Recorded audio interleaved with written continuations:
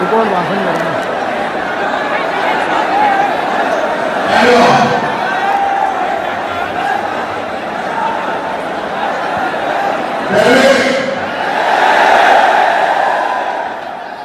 अपनी बात को शुरू करते हुए बहुजन समाज में सभी जाति धर्मों में जन्मे सभी संतों को महापुरुषों को नमन करता। हमारे साथियों, आज देश के कोने-कोने में चलते आए बहुजन समाज के बहादुर योद्धाओं इस मंच पर उपस्थित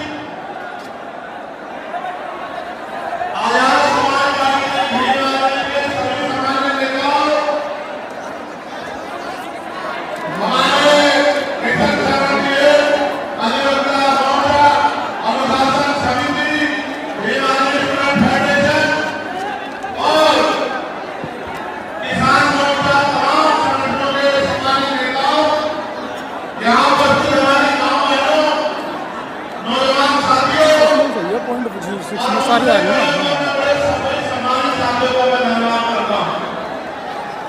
आप जानते हो कि मैं आपसे हूं, आप जानते हो कि मैं जो कुछ भी हूं आपसे हूं। मैं कभी आपसे बड़ा नहीं हो सकता। आप मेरे लिए हमेशा कहती जितना सम्मान मैं उन पर बैठे हुए करता हूं उससे ज्यादा सम्मान मैं आपका करता हूं। लेकिन मैं आपसे भी उम्मीद करता हूं कि जैसे मंच पे बैठे जिम्मेदारी और सम्मान के साथ ऐसे ही आप लोग भी जिम्मेदारी से बैठे, तभी आपकी इज्जत बढ़ेगी। अगर आपकी इज्जत नहीं बढ़ाना चाहते तो मैं क्या कर सकता हूं बताओ। मेरा तो प्रयास है कि आप इज्जत के साथ आगे बढ़ना सीख जाओ। जब तक आप इज्जत के साथ आगे बढ़ना नहीं सीखोगे देश में आपकी बात नहीं होगी। कभी राजनीति करने इतिहास चला है। राज योद्धा बनकर राजा का आश्रम की राजा ने करना चाहिए। राजा कावड़ी मारने नहीं घूमते, राजा राजा आते हैं। राजा का आश्रम जब तक आपने नहीं आएगा तब तक आप राजा बनेंगे। अगर बंदर को राजनीति सोचती जाएगा राज कर सकता है? नहीं कर सकता। राज करने के लिए राज ऐसी सोच भी जो है अपने अंदर पैदा करनी पड़ेगी।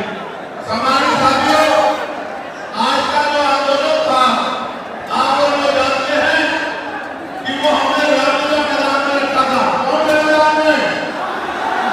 जोर से बताओ।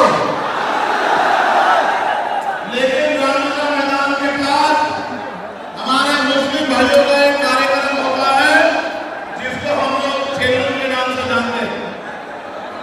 35-40 हजार की संख्या में वो लोग रोड से निकलते हैं और अपनी जो भी इबादत है उसको पूरा करते हैं। पुलिस प्रशासन का यह मानना था कि भाई पहले से ही वहां व्यवस्था अव्यवस्थित रहेगी क्योंकि एक बहुत बड़ा आबादी, एक बहुत बड़ी जनसंख्या निकलेगी। अगर आपके रोक दिया जाएंगे तो नुकसान हो सकता है, कोई टकराव हो सकता है, कहीं कोई आपराधिक तत्व का आदमी झगड़ा करा सकता है। तो आप अगर चाहें तो हम आपको परमिशन दे देंगे। लेकिन अगर आप खुद से मन में रखें और समझदारी दिखाएं तो ये समझौते, ये सम्मान का काम नहीं होगा। मैंने उनकी बात को सुना और मुझे महसूस हुआ कि हम प्रथम और अंत्य भारतीय हैं। हमारी भी भारत के प्रति उतनी जिम्मेदारी है जितनी की दूसरे व्यक्ति की है। हम भी अपने देश को आगे बढ़ाना चाहते हैं। देश में भी जो हाशिए पे लोग हैं उनको आगे बढ़ाना चाहते हैं। तो हमें किसी भी तरह के व्यवस्था में ना जाके अपने प्रोग्राम को कहीं और करना चाहिए। मैं जानता हूं कि जितने लोग अंदर हैं उससे 10 गुना लोग बाहर हैं।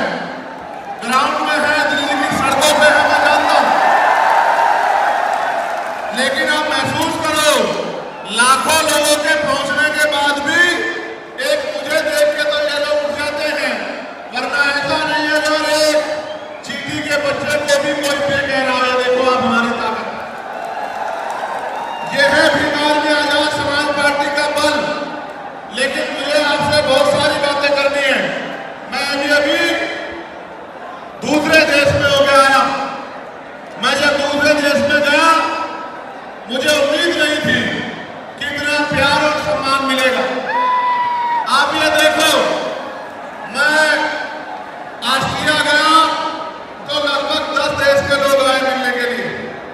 जब मैं इटली गया तो कम से कम 40 देशों के लोग मिलने के लिए आए। हर आदमी ये कहता था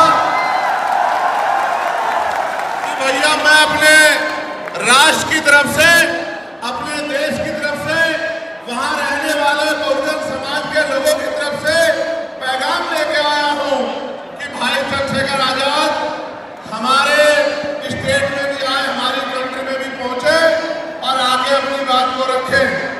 मैंने उनको कहा कि मैं आपके बीच भविष्य में आऊंगा, लेकिन अभी 11 तारीख को हमारी रैली है, लाखों लाखों की संख्या में हमारे लोग वहां पहुंचेंगे, तो मुझे पहले उनके बीच पहुंचना है, उसके बाद मैं समय निकाल के आऊंगा। उन्होंने मेरी बात को माना और 3 दिन का कार्यक्रम करके मैं फिर आपके बीच आ गया। जब यहां पहुंचा तो पता लगा परमिशन और इस तरह की व्यवस्थाएं खराब हो रही है। फिर मैं धन्यवाद दूंगा हमारी दिल्ली की टीम का, भाई हिमांशु जी का, भाई महेश जी का, उनके सभी साथियों का, जैन साहब का, कसाना जी